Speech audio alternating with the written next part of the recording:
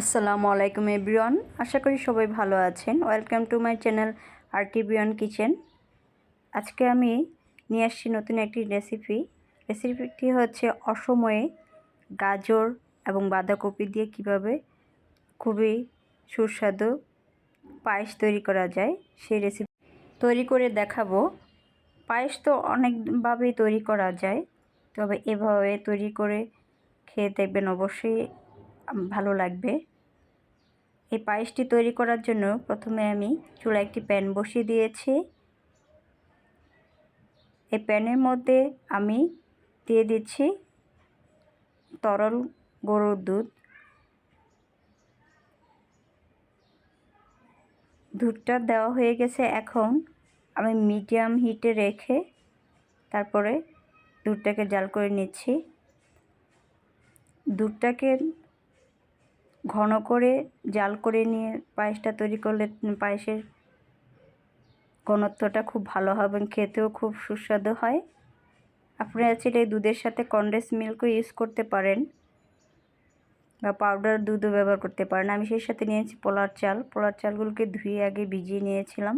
এখন দিয়ে দিয়েছি পোলার চালগুলোকে দিয়ে একদম লো হিটে রেখে তারপরে আমি পায়েসটাকে জাল করে নিচ্ছি। আর কিছুক্ষণ পরপর নেড়ে চেড়ে দিচ্ছি যাতে নিচে প্যানের তলায় না লেগে যায়। আর পায়েসটার মধ্যে আমি শুধু এলাচ ব্যবহার করেছি, আপনারা চাইলে তেজপাতাও দিতে পারেন। এখন দিয়ে দিচ্ছি সামান্য পরিমাণে লবণ দিলে মিষ্টি জাতীয় খাবারের স্বাদ বৃদ্ধি পায়। আর স্বাদ বৃদ্ধি পাওয়ার জন্যই আমি একটু লবণ ব্যবহার করেছি, আপনারা চাইলে স্কিপ করতে পারেন। আবারও আমি লো হিটে রেখে তারপর দিয়ে দিচ্ছি সেদ্ধ করে রাখা বাঁধাকপি এবং গাজরটা অবশ্যই মনে রাখবেন হাফ বয়েল করে দেবেন। কাঁচাটা সরাসরি দেওয়ার চেষ্টা করবেন না, তাহলে কাঁচা গন্ধটা থাকতে পারে। প্রথমে গাজরটাকে কুচি করে তারপরে সেদ্ধ করে নেবেন, তারপরে ব্যবহার করবেন, তাহলে দেখবেন পারফেক্ট ফ্লেভারটা আসবে। দেখুন আমি গাজরটাকে দিয়ে তারপরে একটু ভালো করে নেড়ে চেড়ে দিচ্ছি। আবার বেশি সেদ্ধ করবেন না, তাহলে বাঁধাকপির কালারটা নষ্ট হয়ে যাবে। বাঁধাকপির কালারটা সুন্দর সবুজ থাকা অবস্থায় নামিয়ে নেবেন। এখন আমি এটাকে খুব ভালো করে নেড়ে চেড়ে দিচ্ছি যাতে সব দিকে সুন্দর মতো হয় এবং তলায় যেন না লেগে যায়। আর পায়েস সবসময় রান্না করতে গেলে কম হিটে রান্না করবেন, তাহলে পায়েসটা যত ভালো জাল হবে তত খেতে ভালো হয়, তত সুস্বাদু হয়। এরপর যে আমি পায়েসটাকে নামিয়ে নেব। পায়েসটা হয়ে গেছে, দেখুন ঘন হয়ে আসছে।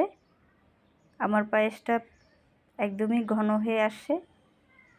এই পায়েসটাকে আমি আর বেশি জাল করব না। দেখুন ঘনত্বটা একদম বেশি হয়ে গেছে। আর এরপর যে চালটাও ফুটে গেছে। দেখুন গাজরটা কি সুন্দর আস্তে আস্তে রয়ে গেছে, গলে নেই। আর আমার পায়েসটা তৈরি হয়ে গেছে। এখন আমি চুলাটাকে অফ করে দিলাম, দিয়ে সুন্দর একটা বাটিতে আমি পায়েসটাকে সার্ভ করে নিচ্ছি।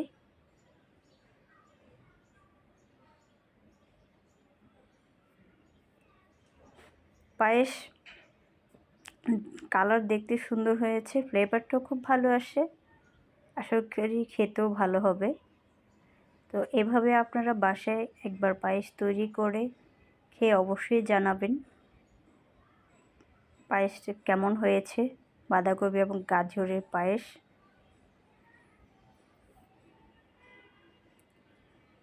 আমি ছোট ছোট পেয়ালার মধ্যে পায়েসটাকে সার্ভ করে নিয়েছি। দেখতে তো মাশাআল্লাহ খুবই সুন্দর হয়েছে,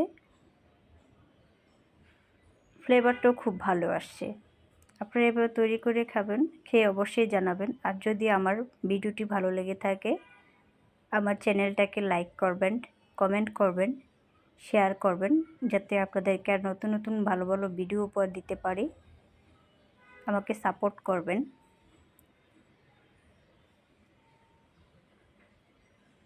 আমি একটু সামান্য বাটিতে নিয়ে পরিবেশন করে দেখেছি, মাশাআল্লাহ অনেক ভালো হয়েছে। আপনারা এভাবে তৈরি করে খাবেন, আপনাদের কাছেও আশা করি ভালো লাগবে।